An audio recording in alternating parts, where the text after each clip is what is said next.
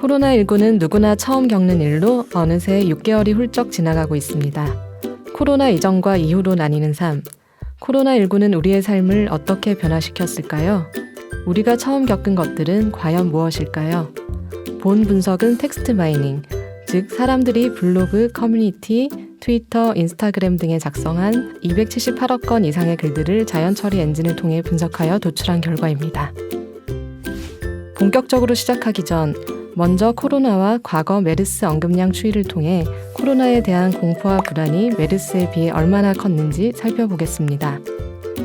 메르스는 발생 12일 차인 2015년 6월 1일에 40만 건 이상의 언급으로 피크를 찍고 8주 만에 제로로 수렴되며 빠르게 종식된 질병이었다면 코로나는 국내 첫 확진자가 발생한 1월 20일부터 20만 건 이상의 언급으로 시작하여 줄어들지 않고 8주 이상 언급량을 키워가며 우리와 일상을 함께하고 있습니다. 이것이 바로 우리가 이번 2020 오피니언 마이닝 워크숍의 제목을 바이러스와 함께 사는 삶으로 정한 이유이기도 합니다. 2020년 1월 20일 첫 확진자가 발생한 이후 처음이라는 단어에 대한 소셜 데이터상 언급이 크게 증가했습니다. 평균적으로는 7만 5천 건 정도가 매월 언급됐는데 코로나 이후 3월 기준 8만 5천이라는 숫자까지 치솟았습니다. 1월과 2월 심각한 코로나 전파 단계가 지나간 후 3월부터는 처음 해보는 것들로 우리는 새로운 일상에 적응하기 시작한 것이죠. 그럼 사람들은 코로나로 인해서 무엇을 처음 해보았을까요? 이를 분석하기 위해 먼저 코로나 첫 확진자가 발생한 1월 21일 기준으로 코로나 전과 코로나 후로 기간을 나누었습니다. 그 다음 처음 관련 키워드 중 순위의 상승폭이 가장 큰 키워드 100개를 선정했는데요. 오늘은 그 중에서도 가장 두드러진 변화를 살펴보겠습니다. 첫째, 가장 많이 언급된 처음 관련 키워드는 바로 건강입니다. 놓치고 있던 건강에 대해 다시금 생각하게 되는 계기가 되었는데요.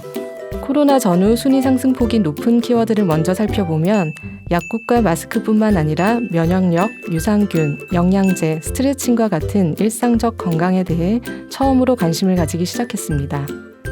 사람들이 중요하다라고 이야기하는 능력, 실력, 노력 등 땡땡력 키워드에서도 이러한 변화가 포착되었는데요. 4년간의 땡땡력의 변화를 살펴보면 2017년 능력, 실력, 노력, 체력에 이어 5위에 머물렀던 면역력은 2020년 당당히 1위를 차지했습니다. 이렇게 건강에 대한 관심이 커지다 보니 자연스레 운동에 대한 니즈도 증가했습니다. 코로나 이전에는 홈트레이닝 언급량이 약 500건 정도에 그쳤지만 코로나 이후 약 2,500건으로 2.5배 이상 증가하였습니다. 둘째, 그 다음 처음 관련된 키워드는 집밥입니다. 처음으로 집에서 삼시세끼를 해결하게 되면서 무엇을 먹어야 할지 고민하는 시간이 늘어남에 따라 처음으로 집밥을 해먹기 시작했습니다. 실제로 소셜 데이터에서도 처음 집밥을 해먹어본다, 집밥으로 처음 땡땡을 해먹어본다는 언급은 코로나 이후 약 5.2배 증가했고 여전히 그 관심이 이어지고 있습니다. 코로나 덕분에 처음으로 내가 해먹고 나를 위한 식사를 만들어보는 사람들이 생겨난 것이죠. 설탕을 팔 떨어지게 휘저어 만드는 달고나 커피 역시 코로나 전에는 200건 정도로 밀크티 대비 20%에 못 미치는 언급량을 보였지만 집콕 생활이 길어짐에 따라 언급량이 4,000건 이상으로 증가해 밀크티를 역전하기도 했습니다. 셋째, 코로나로 인해 사람들은 집에서 처음으로 취미생활을 해보기 시작합니다. 넷플릭스, 다이어리, 글쓰기, 독서 등 조용하게 집에서 혼자 보내는 취미생활을 처음 해보고 재미를 느끼고 있는 것이죠. 보고 있는 책의 커버를 인증하는 북커버 챌린지는 2월 이후 매주 꾸준히 상승했습니다. 넷째, 쿠팡으로 대표되는 온라인 배송입니다. 여기서 처음과 관련된 재미있는 두 가지 주제가 등장하는데요. 바로 빠른 배송과 쓰레기입니다. 당일 배송 혹은 새벽 배송으로 4시간을 보장해주는 서비스의 편리함을 처음 맛보기도 했지만 제품과 함께 딸려오는 수많은 포장과 비닐도 눈에 들어오기 시작합니다.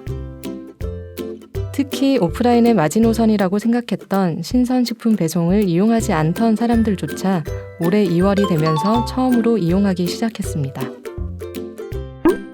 다섯 번째, 마지막 키워드는 과거의 일상입니다.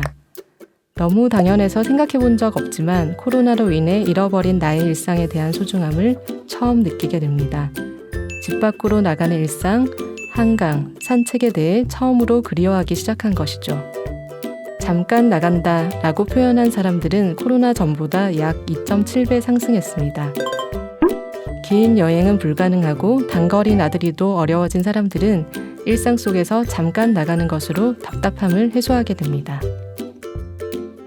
사실 코로나 이전인 2019년 하반기부터 일상의 소중함은 증가하고 있었습니다. 코로나로 처음 해보는 영역들의 공통점은 나를 소중하게 여기는 것입니다. 코로나는 어느 날 갑자기 우리에게 다가와 내 일상의 소중함을 더 빨리, 더 강하게 깨닫게 해주는 계기가 되어준 것은 아닐까요?